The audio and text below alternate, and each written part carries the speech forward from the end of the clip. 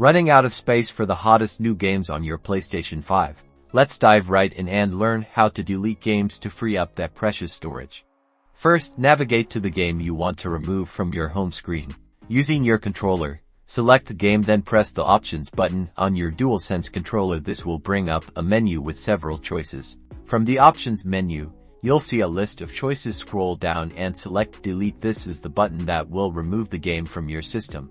Once you select Delete, a confirmation prompt will appear, asking if you're sure you want to delete the game. Double-check that you've selected the correct game. Select OK to confirm, and the PS5 will begin the process of deleting the game. You'll see a progress bar indicating how much longer the deletion will take. This varies depending on the size of the game.